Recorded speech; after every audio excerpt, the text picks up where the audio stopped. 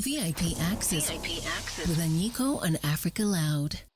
Welcome to VIP Access. My podcast is now on its second season, but the YouTube series has been in existence from 2018. I'm very excited every week to be sitting down with somebody who is so inspiring and doing amazing things in their field.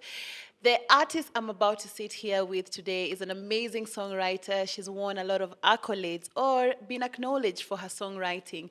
She also dabbles in music and PR and marketing. And today, I just want to talk to her about dabbling in both and being excellent at all. Ladies and gentlemen, here's Olivia Ambani. Thank you. Thank you for having me. Thank you for coming through. What's up, girl? It's good. It's good. good. It's sunny. Yeah? Yeah. It's so nice to see you. It's always nice to listen to you, and you always give me a good vibe. Thank you. Your music or even just interacting with you, you're always sort of calm. Is this you like on a day to day, or what's your personality like? You know, I have a mixed personality, but mainly I'm calm. Okay. Like mainly I'm calm, but I can get super excited. So people who are used to seeing me calm are like, oh wow, you have that side of you. But I guess I'm very comfortable with contradictions when it comes to personality or things in life. So yeah, but I'm a mix of both. Fantastic. So Olivia Ambani is a name I think first came in contact with when you're working in PR, and then COVID time period happened, and then you dropped an album, and I was like, wow. And I think even before, when you were just known as a marketing guru, there were things you're doing here and there as a musician, but then I feel like sometimes until you put out an album, guys are like, oh, okay, so you're a real artist. Exactly. So tell me about that journey, from PR into coming into your music and now doing both. Yeah. Wow. I don't know how much time we have, but I will summarize. So I think for me, music was always my first love. Okay.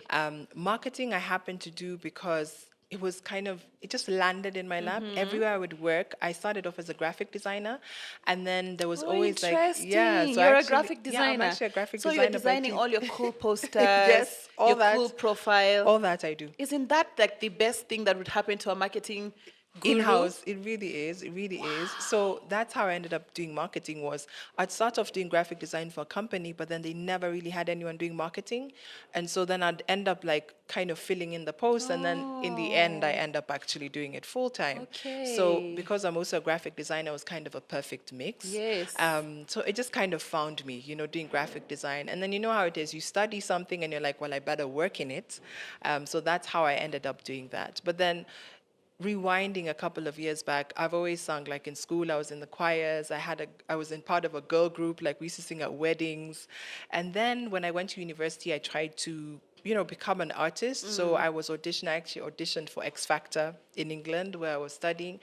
I didn't get beyond the first audition, which was quite disheartening. Was it so nerve-wracking to be on that stage? It wasn't even nerve-wracking. It's just like you start singing. I mean, you are nervous because it's not even on the stage. You have like producers. Before the version you see on TV, like they have smaller auditions. Yes. So that's the audition I went for. Yeah. And so in the middle of singing, they were like, thank you, you're not quite what we're looking for. You have to like gather yourself. Sorry, I'm laughing, but No, and then Yeah. I was like, I wanted to cry, but then I remember saying, okay, whatever, I guess if they don't want me, like, I think it was very disheartening for people in such a position to say no to you. But then it taught me something. A few years later, I had to perform at my friend's wedding, and I couldn't tell her, oh, they said no to me at X Factor, so I'm not singing at your wedding. Yeah. So performing there, I felt free, like I didn't have to worry, and I still loved it. And so I was like, you know what? Maybe this thing is like, whether other people validate me or not, I probably can do it.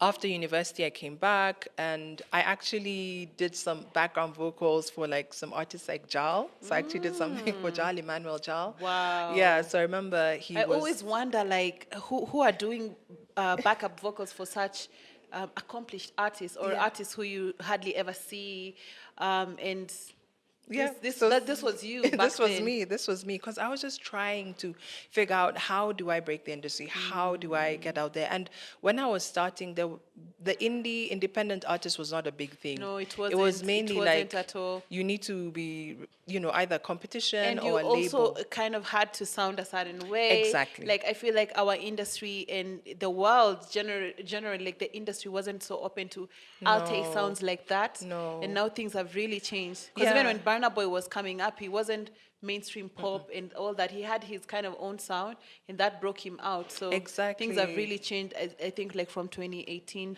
Yeah, I think from like 2017 there was a silent shift. Then 2018 is when I think it became more Yes, public. yes, And yes. so the advantage I had was by the time that was happening, I had already decided I'm going to, become a musician, like an independent artist. I had this moment where I asked myself, I felt like it was God saying, what's the one thing you would regret? And it was if I never created a body of work. And so I said, okay, how am I going to do it? I have no idea, but I'm going to bank on myself. I'm going to figure out a way to make my dreams come true. I was good at supporting other people, but I felt like I wasn't supporting myself in the same way. And so I chose to support myself. And so it just started really slowly, like just performing more. And then I realized, I can write, that I'm a really good songwriter. So I had, during university, I used to keep voice notes on my phone. So I had like 100 unfinished like voice notes of songs. And I thought, why not start You finishing revisited music? them. Yeah, so I revisited some, but then I also decided to write some fresh music. And then that's how my journey started. And then I decided I'll start performing as well. And so my marketing work kind of came in handy because I decided to make myself my own client. So I said, okay, see, I'm a marketer. Let me hire my services to help me market what I do. And so I used that. And then I also just decided, like, the money I was getting for my marketing work is what funded my album. Yeah, so I was like finding out about investments, finding out how I could save, because I realized that, you know what, if I'm going to be an independent artist, I need to be really clever about it. I need to learn about the music business. And so that was the journey, started banking on myself and just finding out more. Wow, Yeah. wow, wow, wow.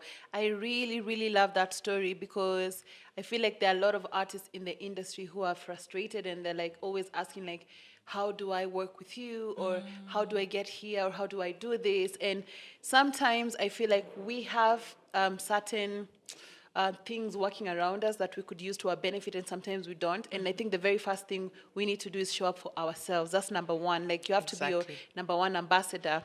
Then you have to be your number one, I don't know, like crusader. And then three, then you have to invest in yourself. And that's exactly what you're talking about. And since you started investing in yourself, your music, your career, your album, what could you say is the value and success that you've been able to see after? I had Pilani Bobo, who is a South African musician and creative entrepreneur, earlier on the podcast, and she was talking about the fact that even something like media tours, you only see the value after 2 years.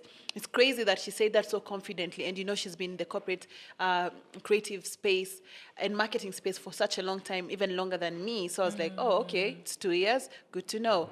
But everyone is chasing instant like gratification or Yeah. success, but it's not always coming that instantly. So in your case, if you look back at everything you did to facilitate your own music career, what are the fruits that you've been reaping and continue to reap until today? Wow, there are many. There are many. I think the I first, love that. the first one is realizing I could actually do it. Like I had this idea, I followed through, and it actually happened.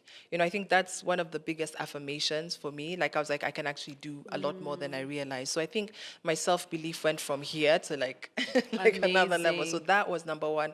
And so, and it was life-changing because now I was taking more risks and I was putting myself out there because sometimes when you're creating things, anything, you wonder, will anybody like what I'm doing? Yes, we could say it's fine if I only like it, but of course we want other people to connect with it. So I think self-belief and then just how people were responding to the music, because I was worried at first because I'm not doing what you typically do in terms of like what you'd say, I guess, is a Kenyan sound or an African artist sound, but I really believed in what I was doing. I was like, we listen to all types of music, so surely other people will listen to what I have. So there was, just the affirmation of where you're from, people can accept you as you are. And then I think other things was just opportunities. So I got nominated for the All Africa Music Awards for Songwriter of the Year. And that was when I just released one song. Wow. Better Than Just Fine. And I remember when I was applying for it, I was like, this will never happen. But anyways, I will apply. So just having other people recognize what I've done. And then the other thing is just also to be able to earn from it. So now I'm able to earn from some of the streams, being booked for shows, and the opportunities I've been getting to share my story and inspire other people to follow their dreams. Because to me, that's a really important thing. Seeing different people achieving their dreams in different ways, I think is very powerful. And I feel when I was doing it, I didn't have as many people who were doing it the way I was doing it. So I thought, is it really possible? And so now when, my music was out and I was starting to get booked more and people asking me to do interviews, it was really important for me to help other people feel validated that your process is perfectly fine. Even if you can't see anybody out there doing it like you still should pursue your dreams. Yeah. Ooh, child! I hope you're all listening and waking up from your sleeping beds. Nice. Yeah. Well done. And you didn't also mention an important award that you won as a songwriter for the Cafe Ngoma. Yes, I did. Which took you by surprise. Absolute surprise. So I remember last year I was like, oh yeah, I really want to win an award. And then I forgot about it. And then I got nominated for it. And for me, when I got nominated for it, I was like, oh wow, this is fantastic. And then I almost counted myself out because I was in the people who are in my group are pretty top tier. They're pretty amazing. So there was Niviri, who was in the same group. There was Soul, yes, and Lisa Noah. So I was like, but anyways, let me be hopeful. So I remember looking at it, but then I remember something. I was like, I've been working on my mindset, and I really believe in the power of manifestation and that we can call things to us. So I told myself, what do you want? I said, I want this award. I'm like, okay, so act like you've already won. I literally, I just told myself 2 weeks before, I was like, act like you've won. So if you've won, what would you do? I would write a speech. So day before the award, I wrote a speech and I sent it to a friend. Because I was having 2 awards at the same time. So I'd been nominated for Kalasha Awards for something and then also Cafe Ngoma. So I was like, you'd make sure someone was there and you'd, write a speech. I was like, and you'd dress a specific way. And then even when I was asking people to vote for me, because it was purely on votes, I was very specific and I was like, who do you think would vote for you? But then I was like, songwriter. I'd push the songwriter basically nomination. And then I was like, act like you've won. And I remember one day I sat down and I closed my eyes and I visualized how it would feel winning. Like me going up to get the award, them saying my name. Fast forward to the show day, the award day, I'm there. I'm in one award show. I was like, Kalasha. And I was messaging my friend, have they announced? Have they announced? And then she was like, yeah, they've announced. You've won. And I literally screamed. No, wait. You won 2 awards at the very same time? No, I was in Kalasha, because I was nominated, and they were both on the same day. So Kalasha Awards was on the same day, Cafe Ngoma was on the same day. I understand. Yeah. So and now you couldn't be at two different places at the same time. So I knew I was going to go to Cafe Ngoma in the end, but I was like, Kalasha starts earlier. So I let went me go to there Kalasha first, and then hopefully they'll announce my category, and then I can rush off to Cafe Ngoma. So they announced my category in Kalasha, which was best song or best soundtrack for a documentary. And so I was nominated for that, for Better Than Just Fine. And then they announced I didn't win, but I was like, you know what, it's fine. I was nominated. That was a pretty good thing. It was for a documentary called Tales from the Pandemic. It was basically a documentary about just how we were surviving COVID in Kenya and different people's stories, and I was featured in that. Nice. So that was nice. So I was there texting my friend, like, okay, have they announced what's happening? And then that's when she's like, you won. So I started screaming. And everybody looks at you like, what? They have not announced anything. What's wrong with you? And I was like, I'm sorry, I just won. I was like, I was so excited. And it was such a powerful moment because I remember how many years I've been doing music, how I just dreamt of one day winning something like this. And then it actually happened. So that moment for me was really big. So I remember rushing out, getting an Uber, because thankfully they were not too far. So one was at Safari Park and the other was like in Runda. So, you know, there's like a way you can. So you even made it. I made it. I made it to the other one and managed to like collect my award. Fantastic. Yeah, They but- gave you a chance to say something. Yeah, so my friend said it for me because I'd sent her the speech already. So she was able to say the speech for me, but at least I was able to just get to the award and actually receive it.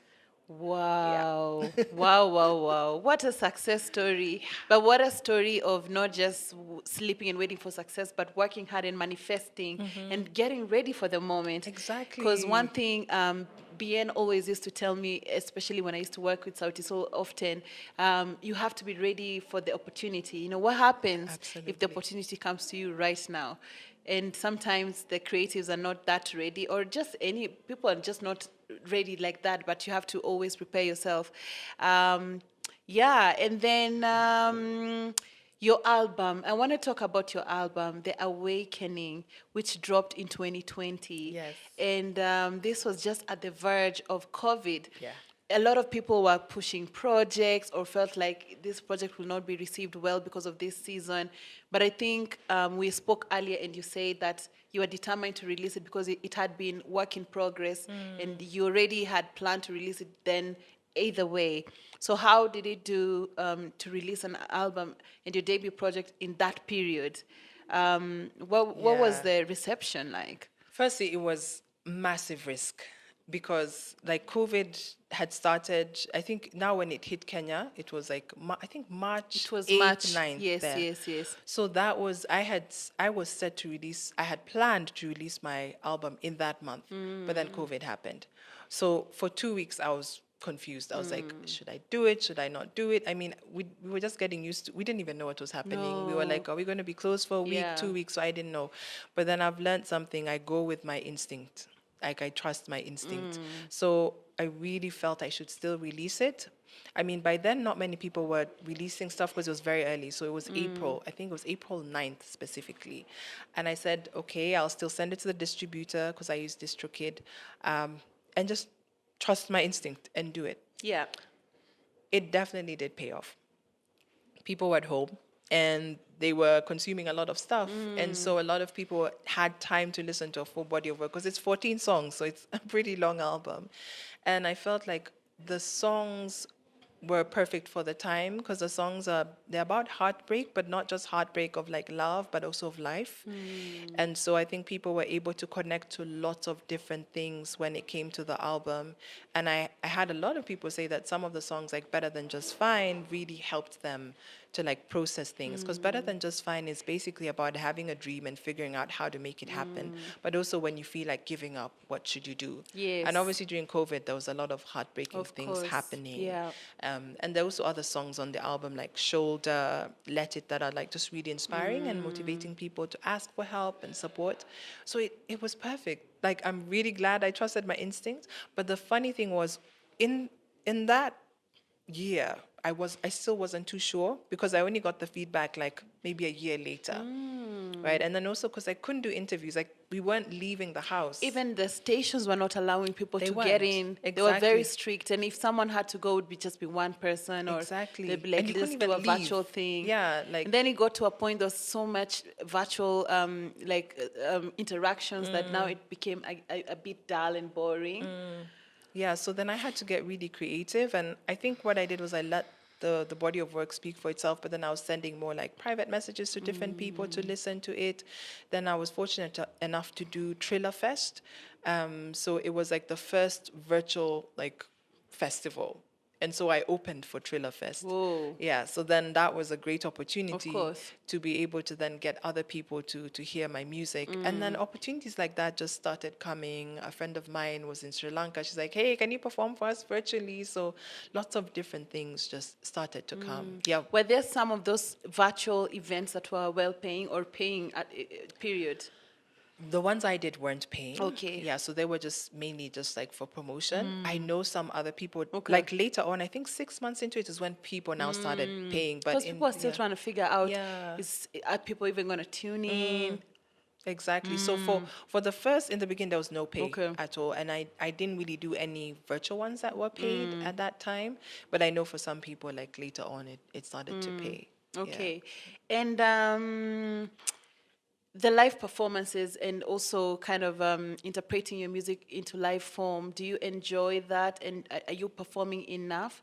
Because I spoke to a couple of other female artists here, and some complain that there's not enough spaces to perform, and some of the spaces that are in existence in Nairobi and in Kenya are not paying well enough. What would you say in terms of the state of live performances and your personal experience with that? Yeah, that's a really good question. I think firstly I love live because that's where I started. I've always done live and then kind of went into studio. So live for me is my absolute favorite. Yeah. And I feel like there's a way you can connect with the audience, you can tell a story, and I love storytelling. So I absolutely love doing live. Then you can get live feedback. Exactly. You know, they're like, give us the song again. Exactly. There's a way also seeing people's emotion and response to your music that's super powerful, and you feel their energy. So I love doing live. Now, as for like the state of it in the country and opportunities, I feel they're there, but I do feel that different people who are curating need to be more open-minded as to who they book. I understand if you've booked an act and they've been amazing, you want to get them back, but we have thousands and thousands of amazing artists. So people be repeating acts out here. I feel like there's so it's a lot possible of, to see like somebody performing at the same space in a couple of times. Really? That's not good curation. As a curator myself, stop it, guys. Stop it. Stop repeating people. So while you have Olivia and Groovy Joe and so Mudaka. There's that, but then there's also, I guess, there's also us as artists showing that we can deliver a really good live show, because that's the thing, they're testing, and unfortunately sometimes when they have a bad experience with someone else, then they're like, okay, I'm just gonna go back to this person because they delivered. So I think also as artists we need to show we can do live shows and they can be interesting and they are engaging, and it's a partnership. But I do think that it's just being open to that, and I think we could have more. Especially like with festivals, I feel like it would be great to have more. I feel like the festivals still haven't come back the way it used to be before COVID, but they're coming back now. Like even Blankets was away forever until last December, and now they announced like the entire schedule till end of this year. I don't know if you saw that. No, I hadn't seen it yet. Yeah, they did. Okay, so they have good. 4 other editions coming. Oh, that's so you should great. talk to them. Yeah. That's one I've really been trying to get, like emailing. So hopefully I would get to that. But I think it all goes back to like curation, but then also being open to different types of artists. Because that's the thing. And then also how can we access them? Because sometimes it's like a secret. Like, unless you know this person, you don't know who's curating for that space. Yes. You know, and I understand maybe they might be overwhelmed, but then just form a system and say, if you want to perform for us, send us a link, and then we can see, like, form a system that makes it easy for you. Yeah, be accessible. It's to your benefit. Yes. Because then you have a lot of variety, and every artist brings different audiences to you.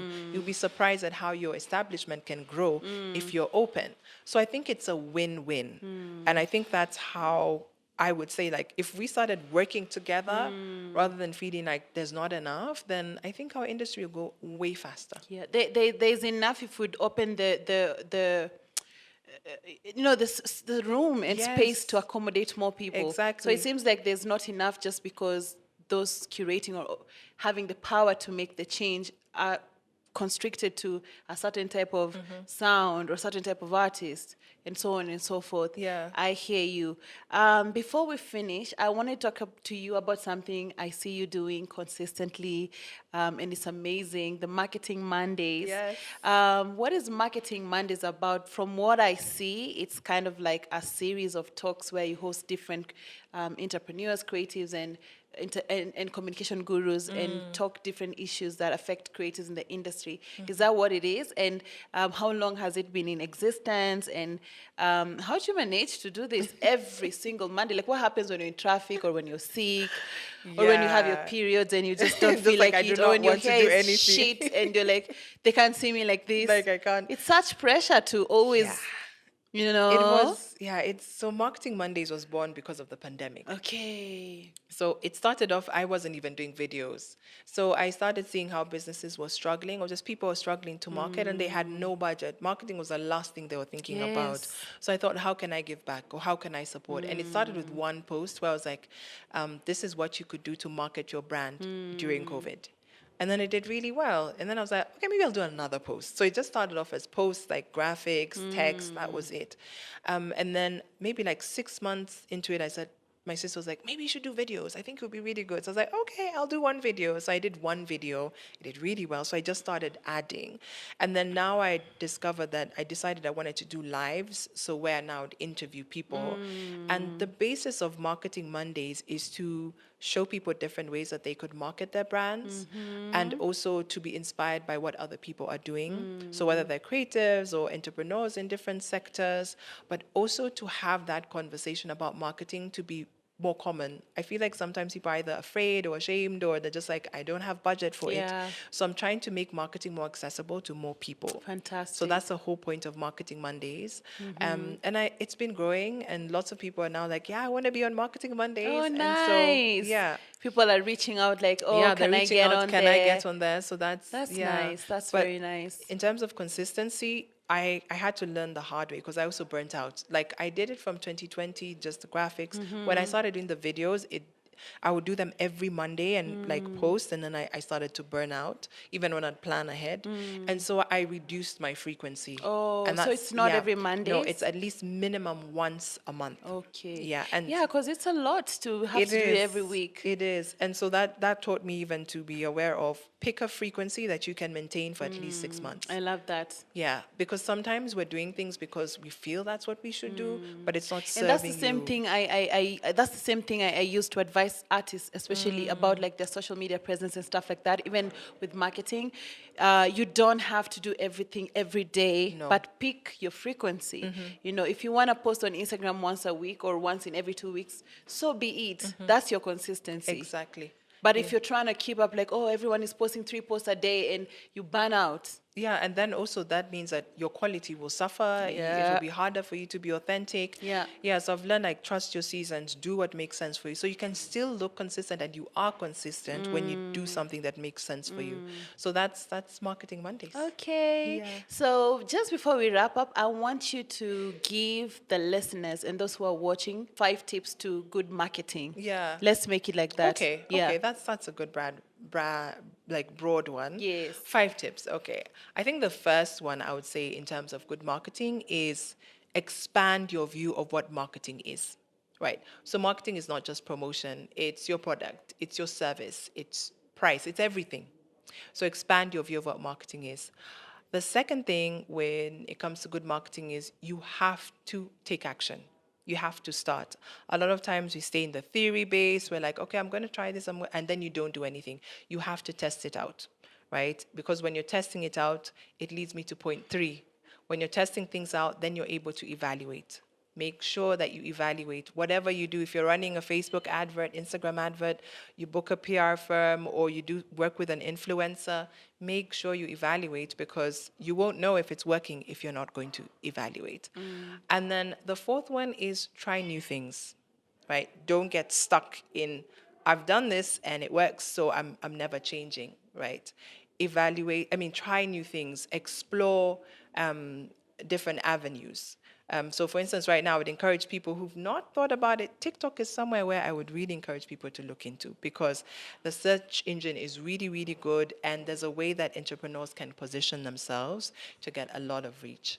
And then the fifth one is more of a personal one. I think good marketing is one where you're authentic and you connect to the people you're talking to. Never forget that you're marketing to people. They're not just products. They're not just someone who's going to buy. They're a person. So if you remember that you're marketing to a person, how do they think? What would they like? Where would they go to eat or have a good time? If you remember those things, I think you'll have a pretty strong marketing. Ish. Me, I'm a guru, but I'm also learning. Thank you so much for the tips. You're welcome. Before we leave, tell them where they can stream your most recent collaborative project with a label in the UK, Yes. which came out, I think, in January. Yes. So you can stream Take a Chance on Spotify, Apple Music, and you can also sample it on YouTube. So you can check out my YouTube channel, which is Olivia Ambani, and there's a sample of it there. Oh, thank you. You're welcome, and thank you so for having much. me. Thank you for coming. It's been so amazing talking to you, and you're such an amazing artist and individual and creative. Thank you. So I wish you well in everything you put your hand to. And I think we always keep in touch. You always update me when you Yes. have a new album. You always send me a link or an email, and I appreciate that. You're welcome. Thank you so much. Thank you. And thank you. I just want to honor this podcast and say thank you for like what you're doing, for giving us like a platform. Oh, Yes. anytime. This I love to do. This I really love to do. Yo, guys, it's been amazing to have Olivia Ambani right here. Make sure you follow her on all her social media handles. Marketing Mondays is happening not every Monday, but once in a while. A month. What am I saying? Maybe plug yourself. Plug yourself. So Marketing Mondays happens at least once a month on a Monday, but I have tons. I have like 50 plus videos that you can enjoy in the meantime when you're waiting for the next Where are the Marketing videos? Mondays. They're all on Instagram. Yes, all over on 50 Instagram. videos. Yes, over 50 videos. You don't have any excuse to say you don't know nothing about marketing. Exactly. And it's on that very interesting, educative note that we end the show today. Thank you for listening and watching us here at VIP Access. Next week, I'll be back with yet another artist who's amazing and doing great things. VIP Access with Anyiko and Africa Loud.